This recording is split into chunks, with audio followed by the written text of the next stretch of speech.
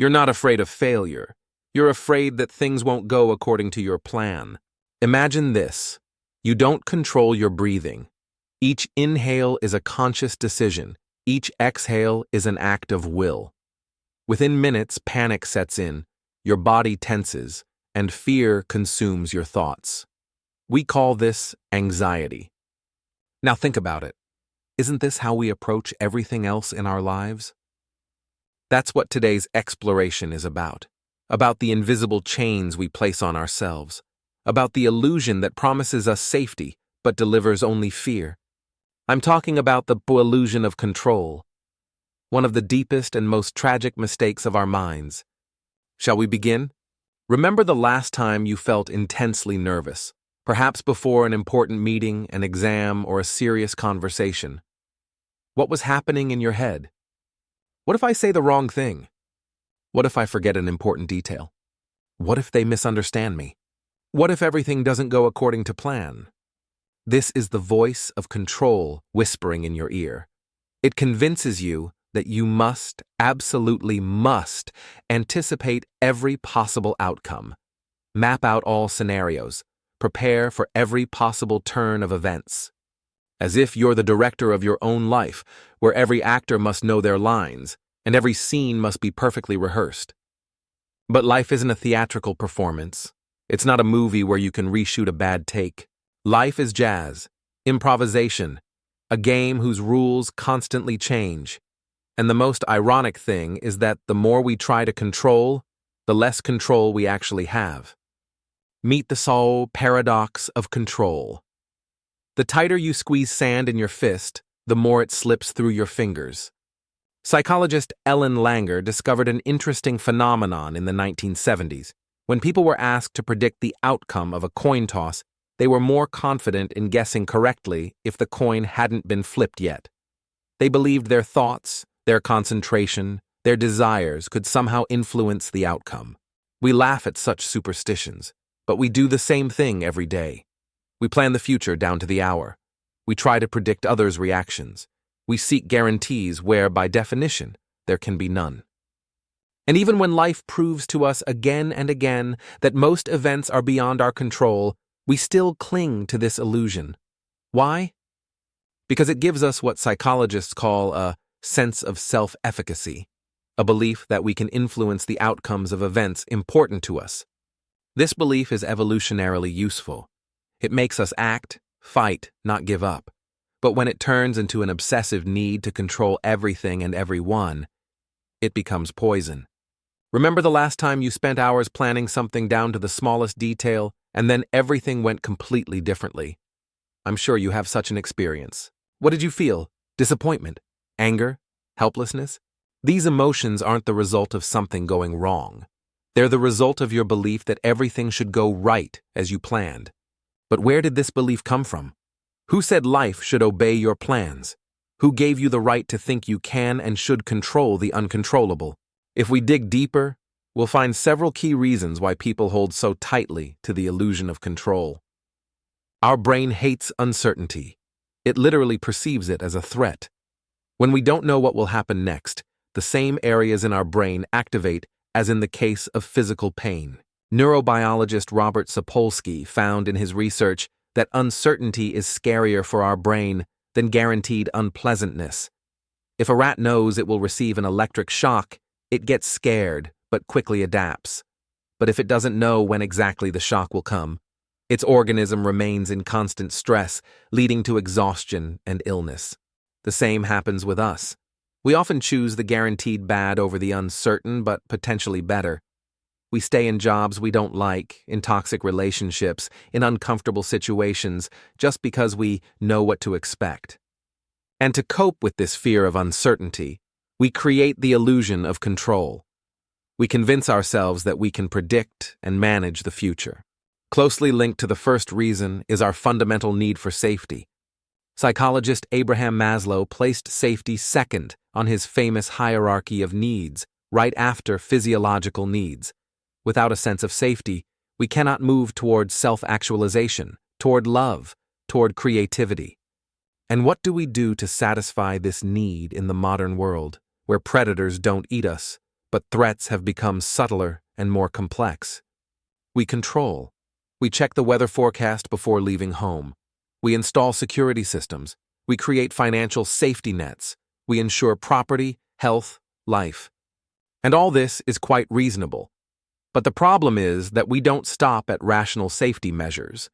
We go further, trying to control things that are fundamentally beyond control. Other people's thoughts, their feelings, their decisions, random events, the future. You are the master of your own destiny. If you want something badly enough, you can achieve anything. Persistence conquers all. Familiar phrases? Our culture is literally saturated with the idea of total control and unlimited human potential. Since childhood, we're told we can become anything, achieve anything, if we just try hard enough. This idea certainly has positive aspects. It inspires, motivates, doesn't let us give up. But its dark side is that it places an impossible burden of responsibility on us for everything that happens in our lives. Didn't get a promotion. It means you didn't try hard enough. Got divorced? It means you couldn't maintain the relationship. Got sick? Probably you didn't eat right or exercise enough. This logic may seem motivating, but it's actually toxic.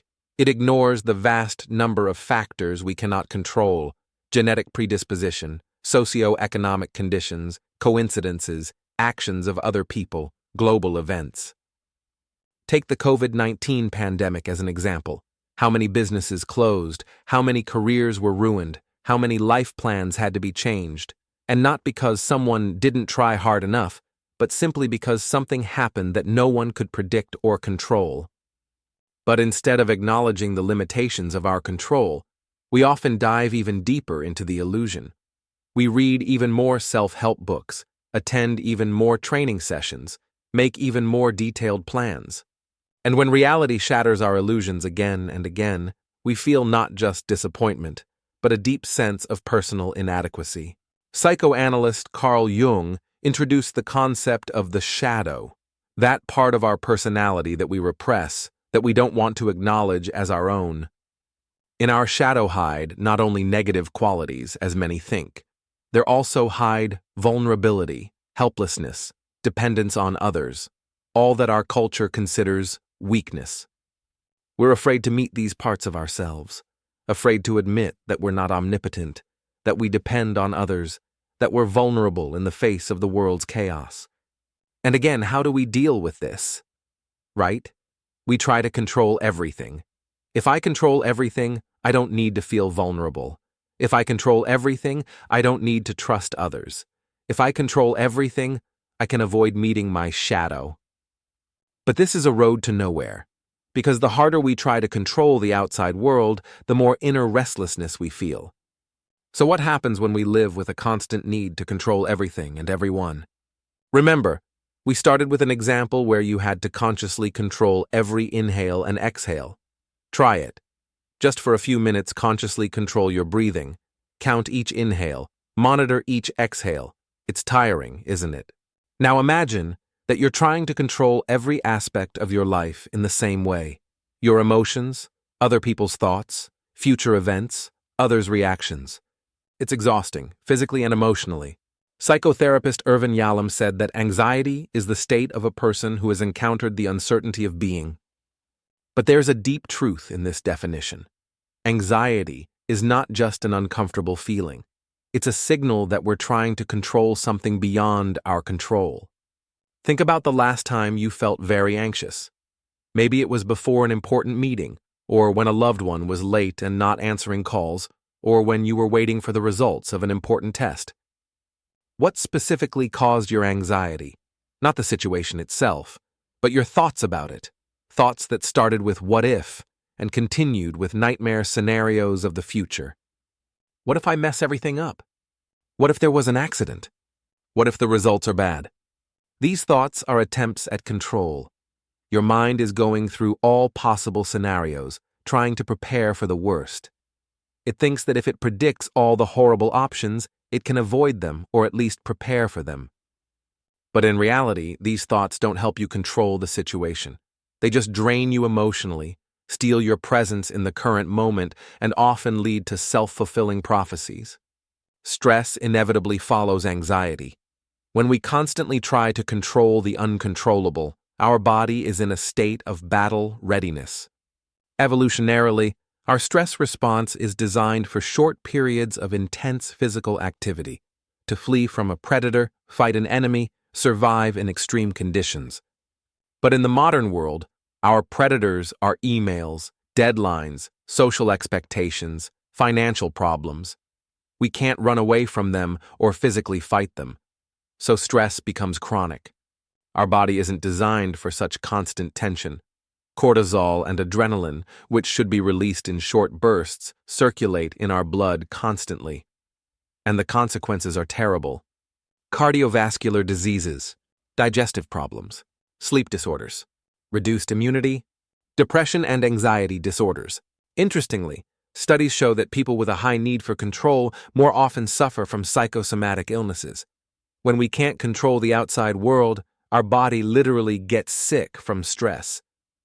And finally, the saddest consequence of our obsession with control, emotional burnout.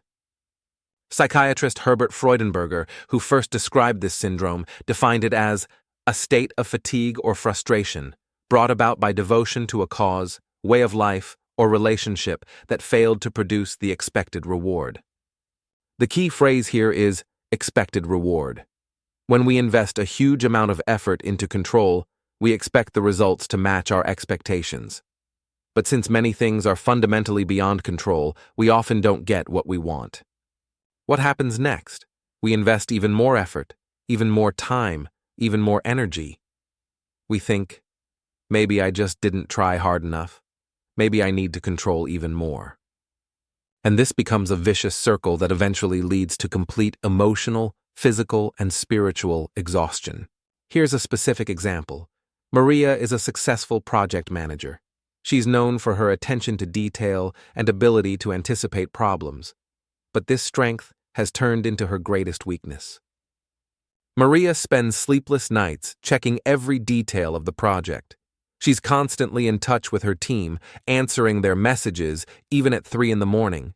She checks every report 100 times to make sure there are no mistakes. But one day, what she feared so much happens.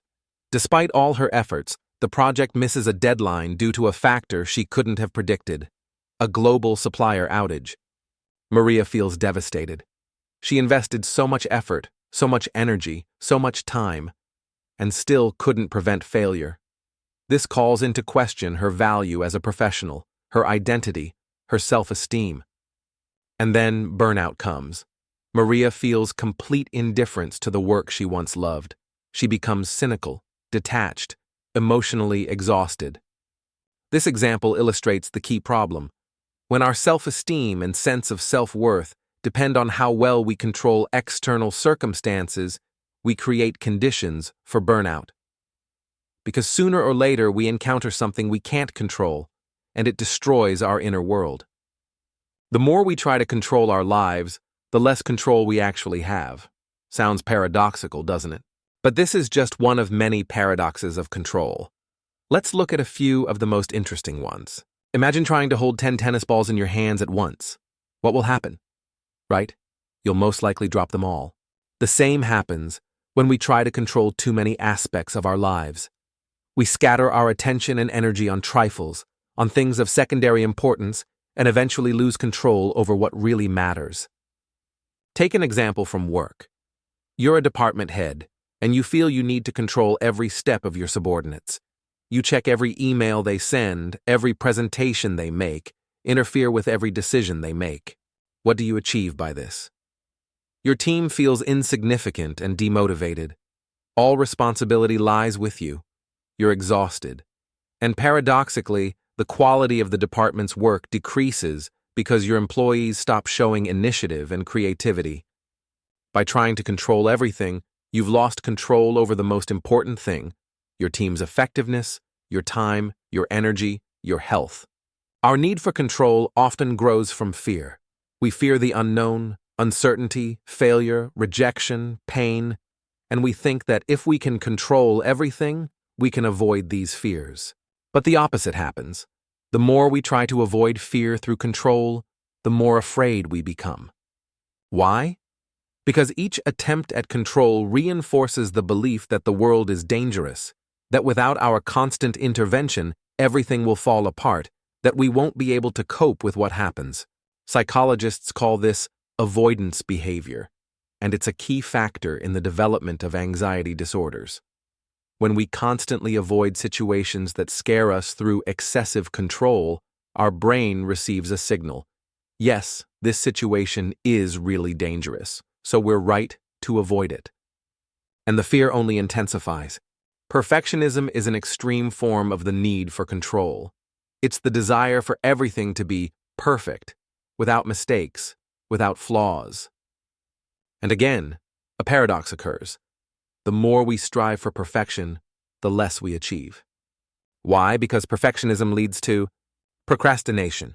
We postpone tasks, fearing we won't be able to do them perfectly. Fear of risk. We don't try new things because we're afraid of mistakes. Excessive self-criticism. We're never satisfied with our achievements. Slowness. We spend too much time on trifles trying to make them perfect. Research shows that healthy high standards contribute to success, but perfectionism does not.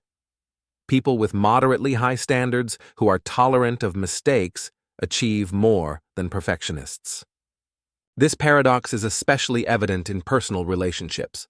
When we try to control the behavior, choices, even thoughts and feelings of other people, we lose exactly what we strive for: closeness, love, acceptance. Because true closeness is only possible when we allow another person to be themselves, with all their peculiarities, flaws, differences from us. When we recognize that we have no right to control another personality, no matter how close they are to us. Excessive control in relationships, checking a partner's phone, limiting their communication, constant questions, where are you, who are you with, when will you be back, leads not to greater security, but to alienation, distrust, lies, and eventually to the destruction of the relationship. If you recognize yourself in the patterns described above, don't despair. Awareness of the problem is the first and most important step towards solving it. Now let's talk about how to gradually let go of control and find inner freedom. Stoic philosophers, particularly Epictetus, offered a simple but brilliant approach. Some things are within our power, while others are not. Within our power are opinion, motivation, desire, aversion. In a word, whatever is of our own doing. Not within our power are our body, property, reputation, office. In a word, whatever is not of our own doing. The modern version of this wisdom is the famous serenity prayer. God, grant me the serenity to accept the things I cannot change, the courage to change the things I can, and the wisdom to know the difference. Start with a simple exercise. Take a sheet of paper and divide it into 2 columns. In one, write what I can control. In the other, what I cannot control. And honestly, distribute aspects of your life between these columns. You'll quickly notice that the first column mainly includes your own actions, reactions, thoughts, choices, values. And the second, weather, economy, actions of other people, the past, most external circumstances. This is a simple but powerful tool that will help you stop wasting energy on trying to control the uncontrollable. What's your first reaction when you face uncertainty? Most likely, anxiety, an attempt to solve the problem, a desire to get answers as quickly as possible. But what if uncertainty isn't a problem to be solved? What if it's just a part of life to be accepted? Psychotherapist Robert Leahy, who specializes in treating anxiety disorders, suggests practicing what he calls radical acceptance of uncertainty. This means not just coming to terms with the fact that we don't know what will happen tomorrow, but actively accepting this as a natural part of our experience. Buddhists went even further.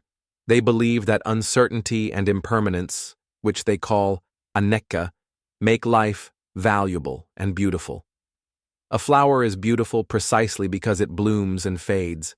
A moment of meeting with a loved one is valuable precisely because it's fleeting. Start practicing the muscles of accepting uncertainty in small, safe situations. For example, go to a restaurant and ask the waiter to bring what they recommend without specifications. Spend a weekend without a plan, just following your impulses. Put your phone away for a few hours, not checking messages and updates. Go on a small, spontaneous trip without a detailed route. Gradually, you'll begin to feel that uncertainty isn't just anxiety, but also freedom, adventure, opportunity for unexpected discoveries. At the core of our obsession with control lies a deep distrust of ourselves. I won't cope if everything doesn't go according to plan. Distrust of others, they'll let me down if I don't control everything. Distrust of life in general. Without my constant vigilance, everything will fall apart. But what if we start cultivating the opposite? Deep trust in ourselves, in others, in life? Psychologist Tara Brach suggests the RAIN practice for developing such trust. Recognize your feelings of anxiety, fear, need for control. Allow these feelings to be without trying to change or suppress them. Investigate these feelings with curiosity. Where are they felt in the body? What thoughts accompany them? Nurture yourself with kindness and compassion. This practice helps us see that we can be present and support ourselves even in the most difficult emotional states. And this gives us an inner sense of security that doesn't depend on external control. As for trust in life, remember, how many times have you feared you wouldn't cope with a situation, but eventually did? How many times have you thought a certain event would be a disaster, but it opened new possibilities for you? How many times have bad news in the long run turned out to be a blessing? Life has its own wisdom, its own flow, which doesn't always align with our plans, but often leads us where we need to be. Mindfulness is the practice of full presence in the current moment without judgments. Why is it so effective for reducing the need for control? Because our obsession with control lives in the future. We worry about what might happen, about all possible scenarios, about all potential problems. But when we're truly present in the current moment, when we're fully immersed in what's happening now, all these worries about the future dissolve. Start with a simple 5-minute practice every day. Sit comfortably, close your eyes, or direct your gaze downward. Focus on your breathing. Feel the air entering and leaving. When thoughts distract you, and they definitely will, gently return your attention to breathing. Don't judge yourself for distractions, it's natural. Over time, you can increase the duration of the practice and apply mindfulness in everyday actions, during eating, walking, communicating. Studies show that regular mindfulness practice reduces levels of anxiety, stress, and even physically changes the structure of the brain, in particular reducing the activity of the amygdala, responsible for the fight or flight reaction. As we've discussed, often our need for control is related to the fact that we identify ourselves with our achievements, results, ability to keep everything under control. If you are only what you achieve and control, then any failure or loss of control becomes an existential threat to your identity. Try to rethink your understanding of your own worth. You are valuable not because you achieve success, but simply because you exist. Your mistakes and failures do not diminish your value as a person. Vulnerability is not a weakness, but a manifestation of true strength and authenticity. Your worth does not depend on others' evaluation. This step is perhaps the most difficult, as it requires deep inner work and often rethinking beliefs we adopted in childhood. But it's also the most liberating. What happens when we begin to let go of control? What lies beyond this illusion? When we stop fearing mistakes and uncertainty, a boundless space for creativity opens before us.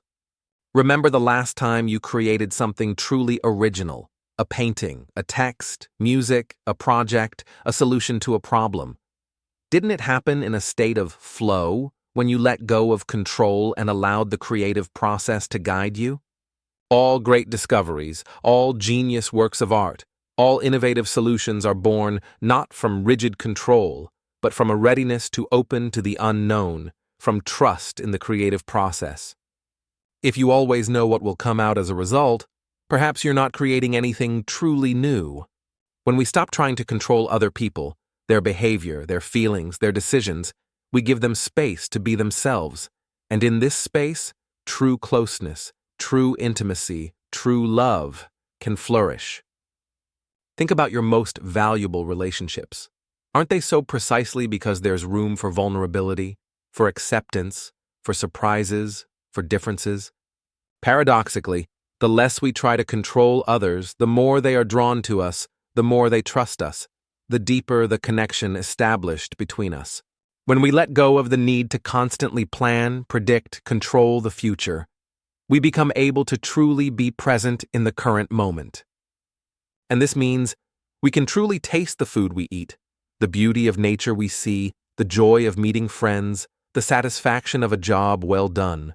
We stop living life in our heads, constantly analyzing the past and worrying about the future. We begin to live for real, here and now. Finally, perhaps the most valuable gift of letting go of control, inner peace. When we accept that we cannot control most of what happens around us and inside us, we stop fighting reality. We stop wasting energy on futile attempts to change what cannot be changed. And in this acceptance is born a deep inner peace, not apathy, not indifference, but the peace of a person who knows that one can trust life, can trust oneself, can let go of control and still be safe. Now, having understood the philosophical and psychological basis of the illusion of control, let's talk about specific practical techniques that will help you gradually let go of control in different areas of life. Often, our need for control is based on catastrophizing. We imagine the worst-case scenario and believe that without our active intervention and control, it will definitely come true. Try a technique proposed by cognitive behavioral therapy. Ask yourself, what's the worst that could happen if I let go of control in this situation? Honestly, assess the probability of this scenario on a scale from 0 to 100%. Ask yourself, if this worst really happens, how will I cope with it? Ask yourself, what's the best that could happen if I let go of control? Ask yourself, what's the most realistic scenario? This technique helps us see that the worst scenarios rarely come true. Even if they do come true, we'll most likely be able to cope with them. There are potential benefits in letting go of control. Reality is usually not as scary as our fears. If you often worry about the future, try the technique of scheduled worrying. Allocate 15-20 minutes a day when you allow yourself to fully immerse in your anxieties and fears. Find a quiet place, take a sheet of paper, and write down all your worries without censorship. When the allocated time is up, put the sheet aside and return to your usual affairs. If anxious thoughts appear during the day, tell yourself, I'll think about this during my scheduled worrying, and let go of the thought. This technique teaches us that we can control our reaction to anxiety without trying to control the situation that worries us. Psychologist Cherie Huffer offers a technique she calls the practice of non-control. Here's how it works. Choose a low-risk situation where you usually try to control everything. Consciously decide to let go of control and see what happens. Observe your physical and emotional reactions without judging them. Write down your observations after the experiment. Examples of such situations. Allow your partner to plan an evening without interfering. Delegate a task to a colleague without checking every step. Let your child choose what to wear even if it doesn't match. Go to a restaurant and order the first thing that catches your eye without long deliberations. Gradually, you can move on to more complex situations, developing muscles of letting go. This technique comes from the Buddhist tradition and helps develop the ability to accept reality as it is. Sit comfortably, close your eyes, and take a few deep breaths. Pay attention to any sensations in the body, thoughts, or emotions that arise.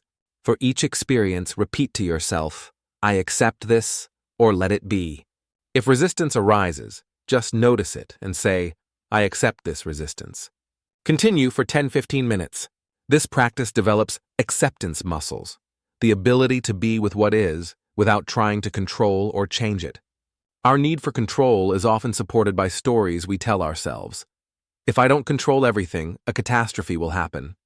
Only I can do everything right, and so on. Try rewriting these stories. Write down the story you tell yourself about control. Question each statement. Is this absolute truth? Are there cases when this isn't so? Write an alternative, more balanced story. Reread the new story every day. Example, old story. If I don't control my team at work, they'll make mistakes, the project will fail, and I'll be fired. New story. My team consists of competent professionals. When I give them autonomy, they often find creative solutions I haven't even thought of. If they do make mistakes, it's an opportunity for learning. My boss values me not only for project results, but also for leadership qualities, part of which is trust in the team. The illusion of control manifests differently in different areas of our lives. Let's look at some of them and think about how to apply the principles of letting go of control in each. At work, the illusion of control often manifests as perfectionism, endless refinement of projects, fear of delegation, inability to accept constructive criticism, micromanagement, excessive control over the team, inability to delegate, constant checking of others' work. Workaholism, inability to disconnect from work, constant availability, blurring boundaries between work and personal life, fear of failure, avoiding risk, new projects, creative solutions. How to let go of control at work. Practice good enough instead of perfect for tasks that aren't critically important. Delegate not just tasks, but also responsibility, trusting colleagues' competence. Establish clear boundaries, working hours, availability, expectations. Perceive mistakes as opportunities for learning and growth. In family life and romantic relationships, the illusion of control often manifests as overprotection, constant anxiety about loved ones' safety, excessive restrictions, imposing one's decisions. Emotional control, attempts to change a partner's feelings, manipulations, inability to accept another person's emotions. Control over decision-making, inability to allow a partner or children to make their own choices, imposing one's preferences, avoiding vulnerability, fear of opening up, showing one's true feelings, admitting one's mistakes. How to let go of control in relationships. Recognize the autonomy of each family member, their right to their own feelings, choices, mistakes. Practice active listening without trying to fix the emotions or problems of another person. Be vulnerable, share your true feelings, fears, hopes. Share responsibility for decision-making, seek compromises, value different points of view.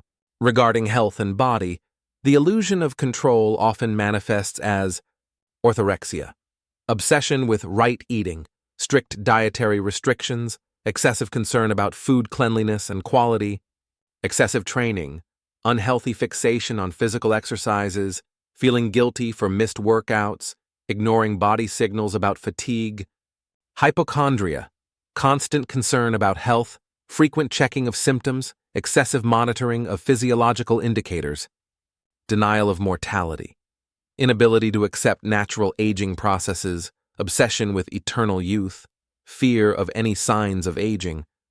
How to let go of control regarding health and body.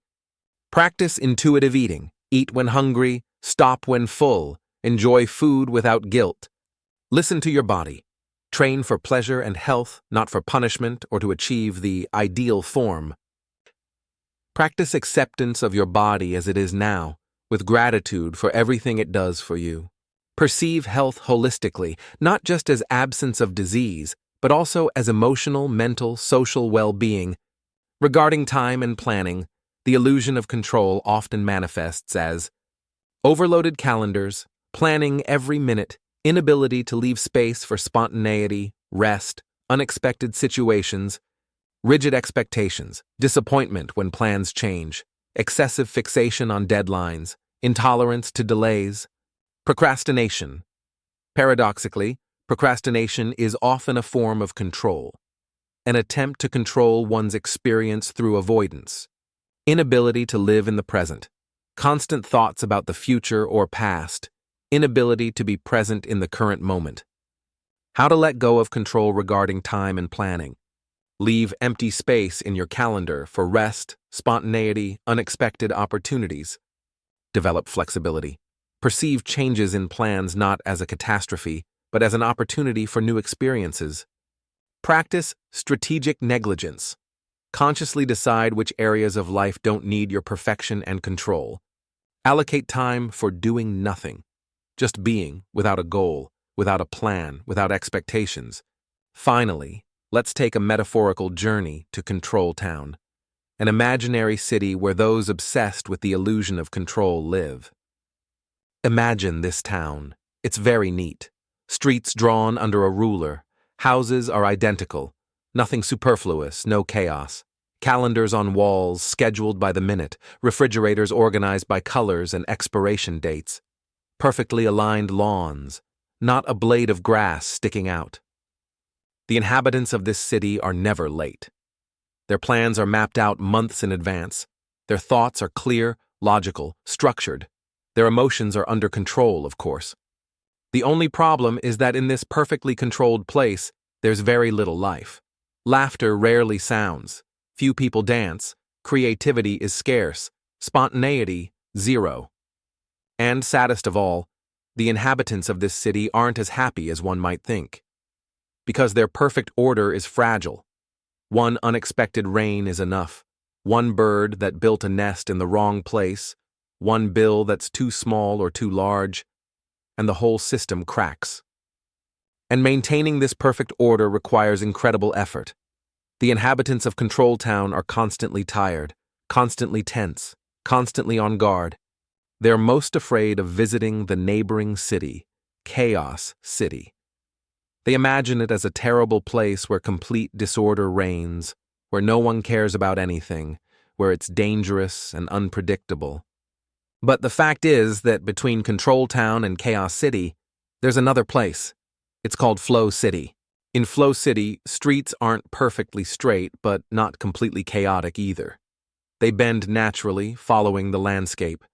Houses are different, some neat, others creatively messy, but all with character. Calendars have important events, but also free space. Lawns aren't perfect, but cared for, with dandelions breaking through here and there, and nobody minds. The inhabitants of this city are sometimes late, but generally reliable. Their plans are flexible. Their thoughts combine logic and creativity. Their emotions aren't suppressed, but not uncontrolled either. There's a lot of laughter in this city, a lot of dancing, a lot of spontaneous picnics and unexpected journeys, a lot of creativity and live energy. And the inhabitants of this city are much happier, because they've found a balance between control and letting go, between structure and spontaneity, between responsibility and freedom. They know that life is a river, and wisdom isn't in trying to control its flow, but in learning to swim with it, directing your boat, but not fighting the current. Which city do you choose? We've explored the deep and paradoxical nature of the illusion of control. We've seen where it comes from, how it affects our lives, what harm it does to our well-being. We've also learned how to gradually let go of control. Not through passivity or indifference, not through giving up positions or abandoning our own goals, but through deep acceptance of reality as it is, through the courage to admit that we cannot control most things in this world, and through the wisdom to focus on what we really can change. Letting go of control isn't a one-time action, but a constant practice. It's a path we walk all our lives, and on this path, we'll take 2 steps forward and 1 step back. There will be days when we manage to live in the flow, and days when we fall back into the illusion of control. But each time we realize we've fallen into the control trap again, we have the opportunity to choose differently, to let go, to trust, to accept. And in this choice lies our true freedom. Because, as the wise Viktor Frankl, who went through the horror of Nazi concentration camps, said, "Between stimulus and response, there is a space. In that space is our power to choose our response. In our response lies our growth and our freedom." This is perhaps one of the greatest paradoxes of life. True freedom comes not through control, but through letting go. Write in the comments, what have you never allowed yourself to do because of fear of losing control? What held you back? And perhaps even more importantly, what are you ready to do today to start letting go of control? What small step can you take right now to move from Control Town to Flow City? Your answer might inspire others to begin their journey to true freedom. Thank you for watching. See you in the next video.